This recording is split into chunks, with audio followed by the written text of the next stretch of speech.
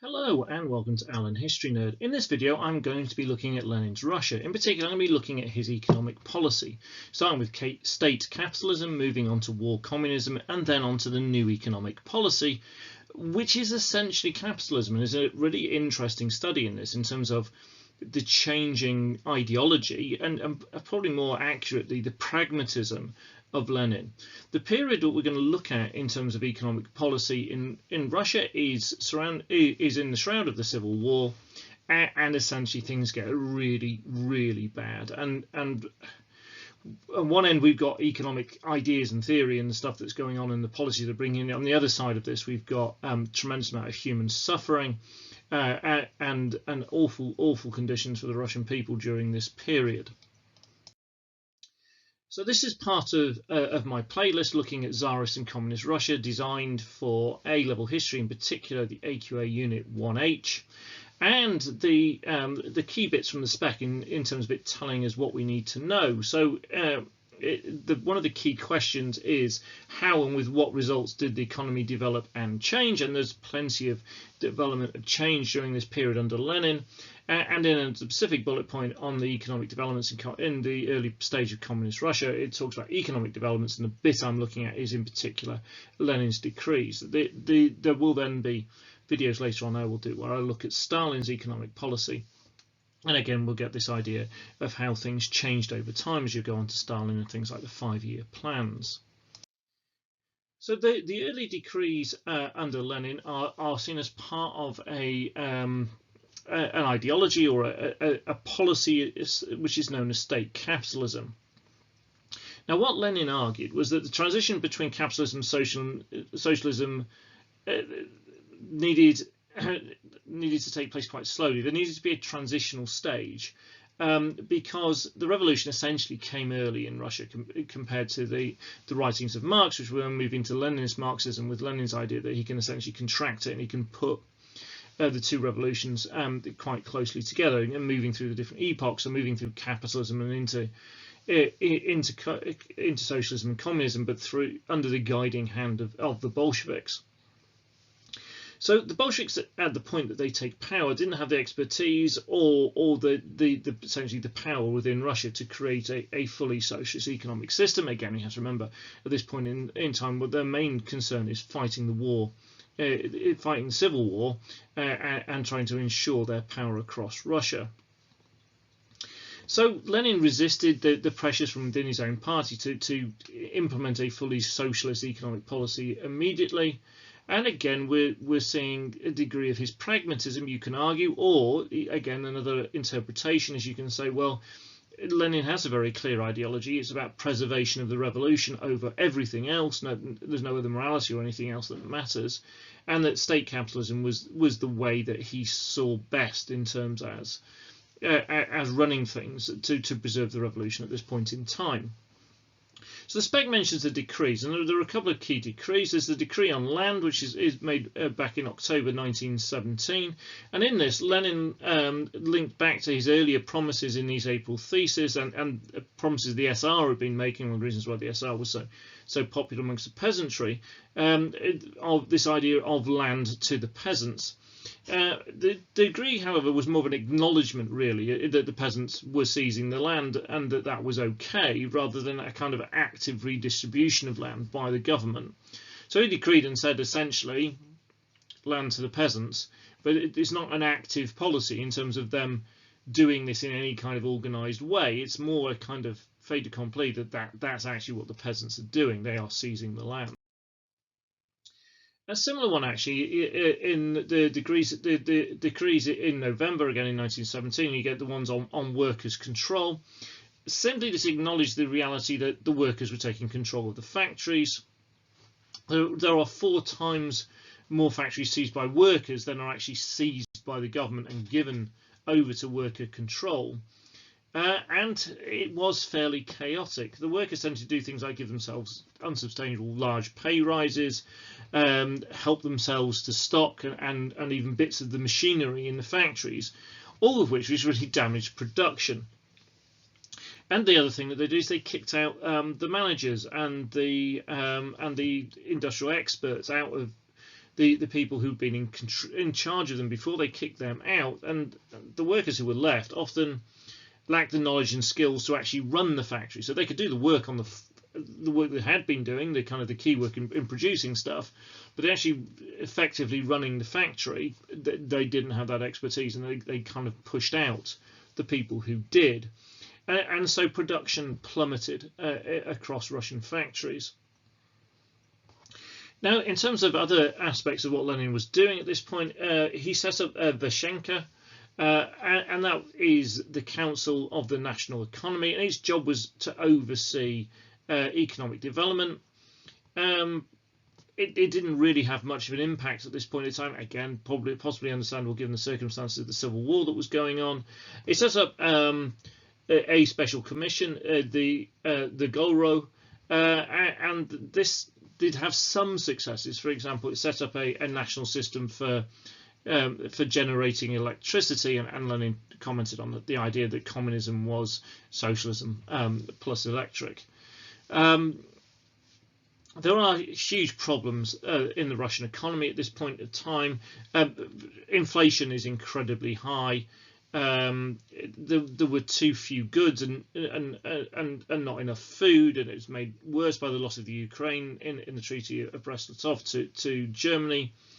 The bread ration in Petrograd was as low as 50 grams a day in February 1918, and there was pressure within the party for greater socialist reform, because everything just seemed to be fairly chaotic, and there wasn't that degree of control.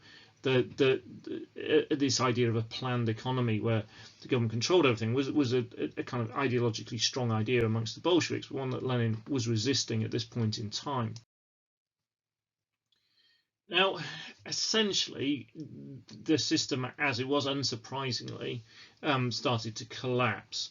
And this was largely due to a crisis in spring 1918, where there just was not enough food.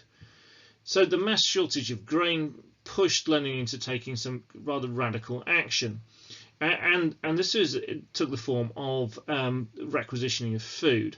So essentially, workers and soldiers were sent from cities out into the countryside and forcefully took produce off the farmers. Lenin also called for the creation of collective farms, where farmers would pool all their land and work collectively together to produce as much as possible for the wider population. Minimal numbers actually took this up. The idea of collective farm is something that we will return to when we look at economic policy under Stalin, and the collectivization under Stalin is something that led to, well, just mass murder. So from May 1918, the detachment of soldiers and workers went out into the countryside, ensured in fairly brutal ways often that all produce required was delivered to the state. They also would help themselves as they were doing this, essentially as a kind of a reward for their work. The farmers were theoretically paid a fixed price, so you can go, well, it's not just stealing their food, we're paying them for it. But they were often left with very little, and the money that they were being paid because of all the problems with inflation, things like that, were not worth a huge amount. This then led to the farmers having little motivation to grow crops, because if you whatever you grew, essentially the government came and took off you. It gave you high motivation to hide and anything that you produced. And so we see this growing conflict between those in the countryside and the Bolshevik government. So is this about ideology or pragmatism again? Well, it appears Lenin made the change due to the extreme circumstances of the Civil War rather than a shift in ideology. And the counter to that is that, however, centralisation and nationalisation certainly fitted with socialist principles.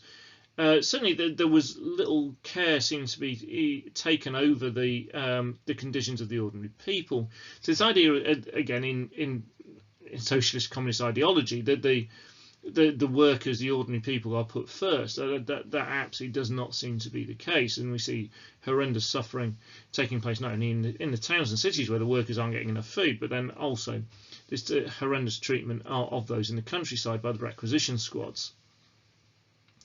Now, the class known as the kulaks, the wealthy peasants who had flourished towards the end of the Tsarist system, and expanded the land that they owned and the amount of farming that they did, and they'd started to become quite wealthy, were treated by the Bolsheviks as enemies of the people.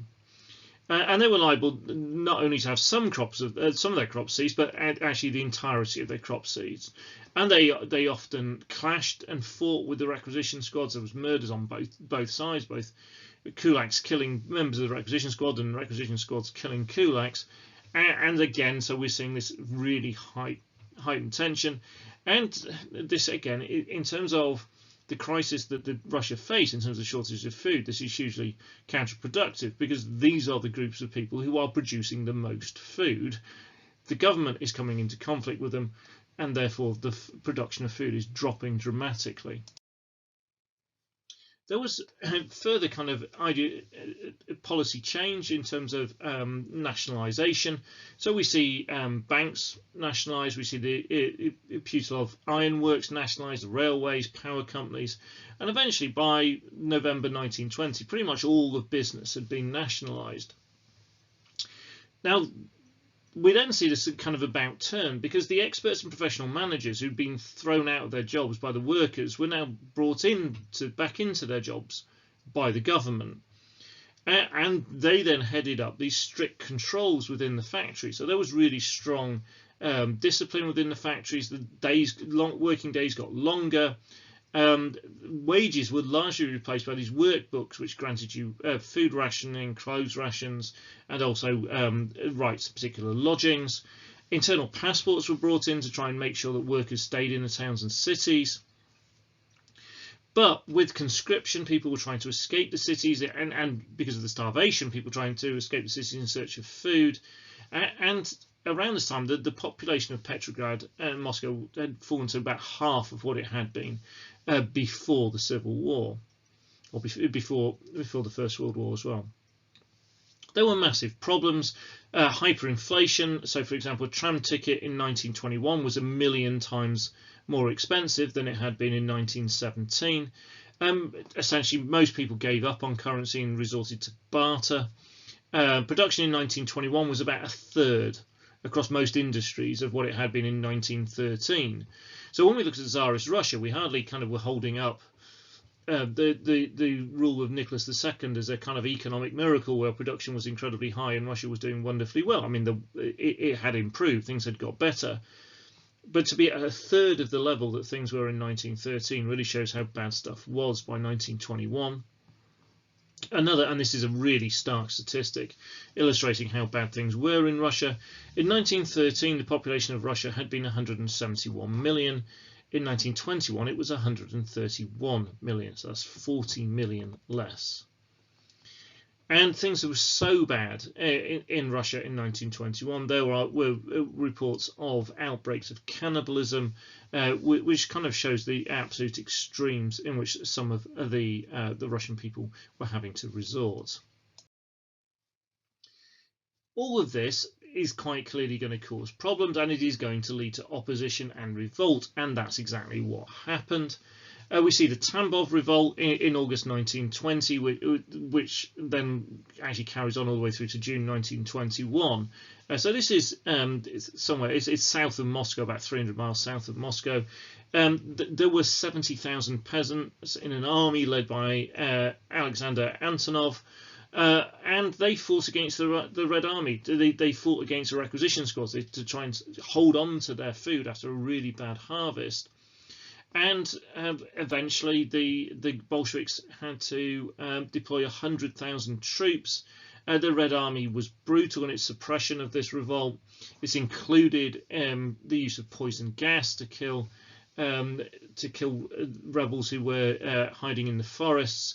So we see absolute brutality on behalf of the communist government here, and the desperate measures to kind of stand against them being taken by some of the peasants.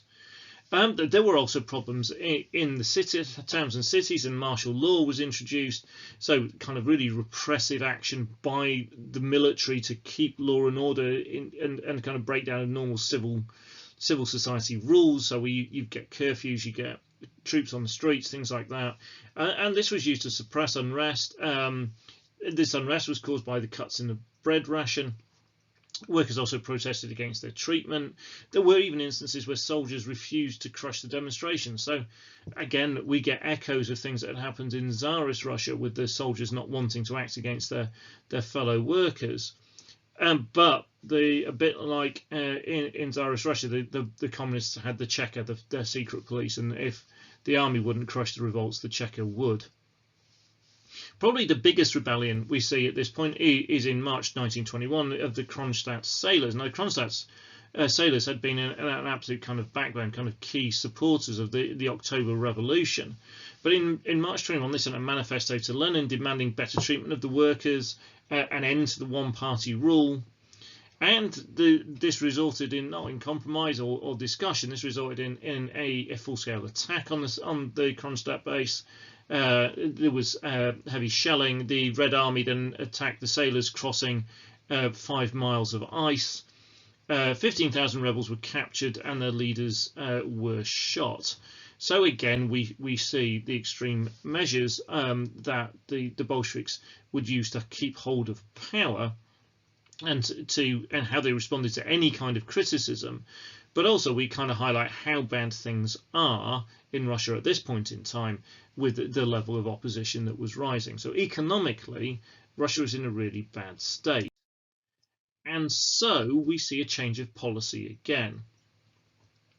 And again, we see possible examples of Lenin's pragmatism, a kind of subverting of ideology, because essentially this new economic policy is a return to kind of capitalism. Now you could say that, well, actually that goes back, is a kind of a new version of state capitalism, which is what Lenin started with, and war communism had just been in response to what was going on in the Civil War. So as we come out of the Civil War, is Lenin just going back to what he'd done before, or is this a complete abandonment of ideology? And there were key figures such as Bukharin who were in there who supported him, but not everybody within the Communist Party was thrilled with this. He sets up Gosplan, which is the State General Planning Commission, and this suggested the new economic policy, allowing private ownership around private trade and profit. Companies had to pay workers out of their profits. The NEP led to an ending of rationing. It led to an ending of requisitioning of grain and food. So farmers would give a proportion of their harvest to the state in form of a tax. So the tax would be a kind of physical handing over of produce, and they were free to sell whatever they had left. So therefore they had motivation to grow as much as possible, because if there's a set proportion you're going to give to the government and everything left is yours to sell, then the more you grow, the more you have to sell, the more profit you can make. Agricultural production therefore rose, food prices fell dramatically, and this was good news not only for the farmers who were producing and making money, but also really good news for the workers in the towns and cities, where the cost of food fell dramatically. There was more food, and therefore the starvation and the rationing and all that went away. There was a new economic crisis, which was called the scissor crisis, a term used by Trotsky. And the situation in 23 got to the point that food production had gone up really dramatically, but industrial production hadn't. So the farmers were making money, and food was far more plentiful than it had been in the really dire situation during the Civil War. But there was not enough industrial goods for the peasants to buy. So there wasn't. So you've kind of got that starting point of capitalism, but you haven't then got all the consumer goods, the industrial goods for the food producers to buy. So the food producers, the farmers, the peasants started to hold back their supplies, because there was no point selling them, because there was nothing to buy with the money. And therefore the government reacted to this by capping industrial prices, so what was there was more affordable. They then started taking, rather than quotas off the farmers, they started taking money taxes. So again, making it increasing the need to sell to generate money to pay the tax.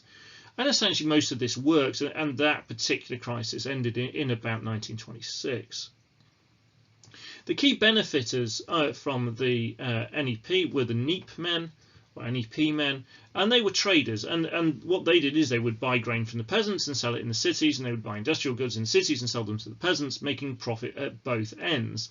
Now, eventually, this group are going to become much hated by the Communist Party because they're kind of the idea of all things that are wrong. These are middlemen who are making money out of those who are producing stuff at each end. But this is something that the economy needed at the time. By 1923, they were running about 75% of all retail trade in Russia. In the countryside, we also see a re-emergence of the kulak class, as again, because of the potential through the NEP. There were peasants who did well, who made money, expanded the land that they had, started to get more efficient at producing food and reaping the rewards of that. So we've got kulaks and we've got NEP men who will have done well out of this, but and overall the picture has improved because we're moving away from starvation and cannibalism into a point where actually we no longer need food requisition and rations, and that the Russian people are fed, which is a key aspect of it, and production levels are starting to go up, and so this dramatic drop that there had been during the Civil War is being overcome, and industrial production is going up, and food production has gone up dramatically. I hope that's been helpful. Again, there will be further videos following in this playlist looking at other aspects of Lenin and then moving on to Stalin and Khrushchev, going all the way through the key questions and the key themes that are required on this unit. And there is already loads and loads of stuff on the playlist covering the Tsarist period and the revolutions. So everything you should need eventually will be here on this playlist for this unit on Tsarist and Communist Russia. If you haven't done so already, then please do subscribe to get notifications on more. There's more added, not only to this playlist, but my other playlists on other A-level history units, and also there's a big playlist there on A-level politics if that's something else you're studying as well. Thank you very much for watching.